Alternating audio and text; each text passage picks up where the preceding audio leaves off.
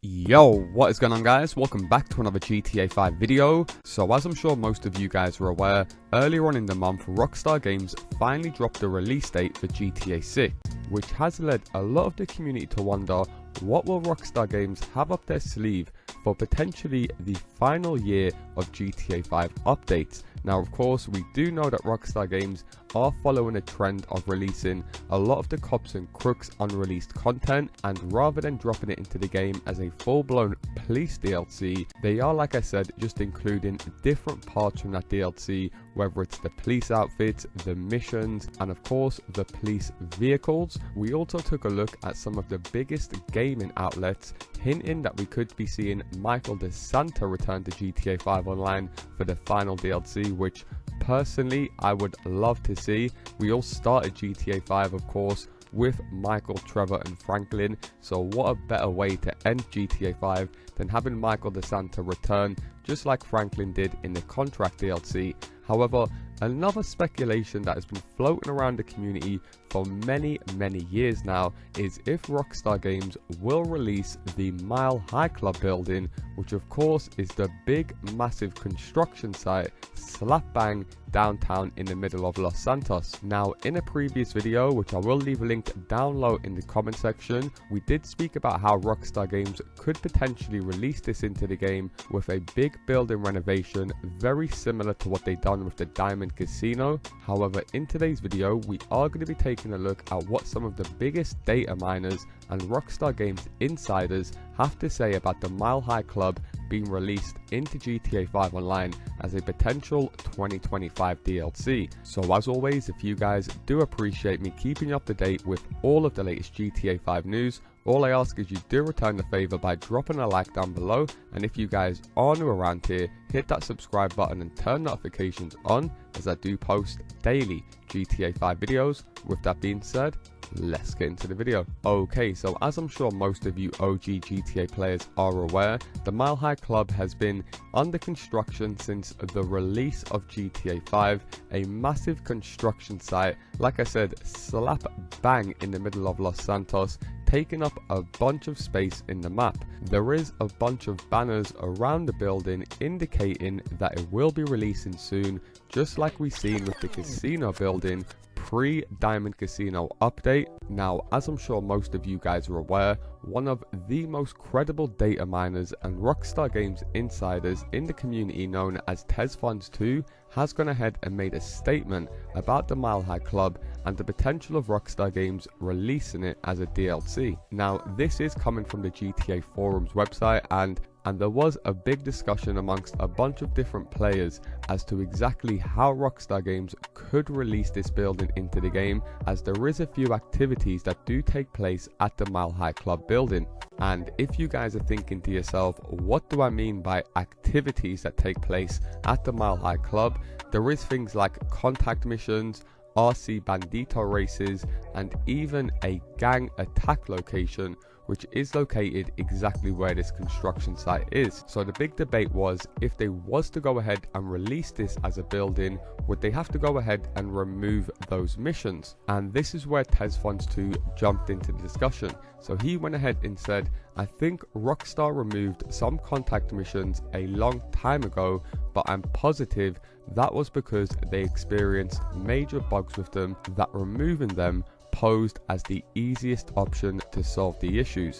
I highly doubt Rockstar would remove RC Bandito time trials and a contact mission that take place in the tower just to update the whole building. I mean, if they did that, surely they would be okay with removing the orbital cannon, question mark.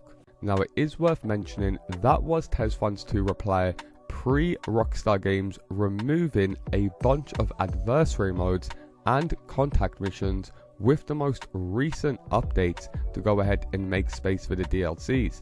As I'm sure a lot of you guys are aware, Rockstar Games have now changed how they work with missions, adversary modes, and even races. As GTA 5 is 10 years old now, Rockstar Games have pretty much used up all of their allocated space, which allows GTA 5 Online to run as smooth as possible. Now, a lot of you guys are probably thinking to yourself, of course it makes sense for Rockstar Games to go ahead and remove missions to create space. However, if you guys can think back about 2 years ago, Rockstar Games also removed hundreds of vehicles off the in-game websites, just simply to go ahead and make space for new DLC updates. It very much looks like Michael DeSanta is going to be returning in Grand Theft Auto 6. We'll be talking about what fans found that suggests that, and a whole lot more, all in this video today. So before we jump into why it would make sense or how awesome that would be, let's just go ahead and show you what's going on. It comes from one of the quick, like 1 to 2 second videos that were posted on Rockstar's new site about Grand Theft Auto 6.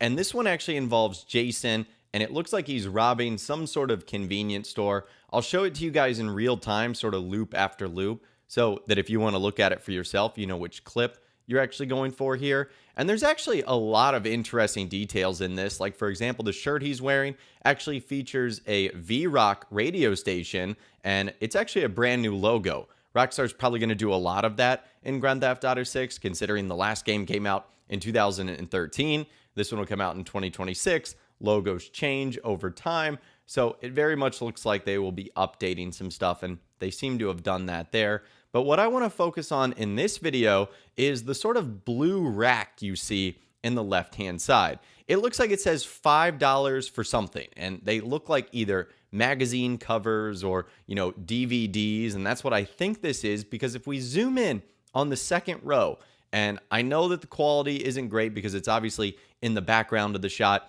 it's not focused on Jason. It looks like that is a movie produced by Michael DeSanta. And that movie is Meltdown. And even though we can't see the cover super clear, we can tell based on the font and based on the way the guy has his like hands in his head on the cover that it is the exact same movie poster or movie cover. That is Michael's movie, which is for sale in a convenience store or a gas station for $5. And I'm not sure what that's supposed to suggest about Michael's movie Meltdown, whether it's just at this point 13 years old and that's what happens to 13-year-old movies, or it wasn't very good. But either way, in case you guys have no idea what I'm talking about, if you did not play Grand Theft Auto 5 or don't understand that reference, this is what it means. So Meltdown was a movie that was produced in Grand Theft Auto 5 in 2013 by Richards Majestic Productions and associately produced by Michael DeSanta.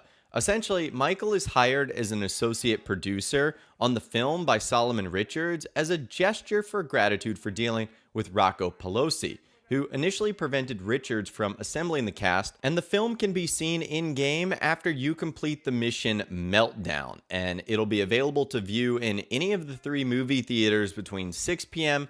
and 10 p.m. And if the player chooses option C, which is the Death Wish ending, Michael receives a phone call after the mission during which Solomon thanks Michael for his assistance and tells him that the film received mixed reviews, but that it has become the biggest box office hit of his career. Now, Solomon Richards did go on to say in a social media post that can be seen that he would like to create a sequel or Meltdown 2. In case you guys are wondering what Meltdown is even about, it involves the exploits of 2 business investors in Liberty City, and towards the end of the movie, it's revealed that their former mentor is trying to destroy the business in the exchange. The 2 businessmen and the monkey pursue him in a satirical car chase. The film seems to be a parody of the 1987 movie Wall Street, where a young stockbroker becomes involved with his hero. So given that even in-game they say that it was met with mixed reviews, it wouldn't be surprising that 13 years later you would find this sort of movie available at a gas station. So whether Michael DeSanta truly returns or not, at least something he has worked on and a part of his career is going to be featured in game as the movie Meltdown is available. Now, let's just talk hypotheticals here. It honestly could very well make sense that Michael is featured in Grand Theft Auto 6. Now, for a couple of reasons. Number one, he's the only character that hasn't been featured in Grand Theft Auto Online for whatever reason, and I don't think that's by Ned Luke's choice. Ned Luke is the voice actor and motion capture artist that plays Michael DeSanta. Ned Luke is also very active on social media, just interacting with fans, reacting to what Rockstar has done lately, including Grand Theft Auto 6 and its second trailer. So he's very involved with the community. He also, obviously, as you guys know, appears in the HD universe. This is something we've talked about in the past, how only characters from the HD universe are going to be able to appear in Grand Theft Auto 6 unless Rockstar makes a special exemption. Like, for example, we might see Phil Cassidy return, where he was featured in the 3D era in Vice City, of course. So there are exceptions, but Michael could return. If we take Ending C as canon, he is alive. It's not like he would be too old to return. Yes, he would be older than when we saw him in 2013, precisely 13 years older, but he certainly wouldn't be in like a assisted living facility, or he certainly wouldn't be, on his last leg.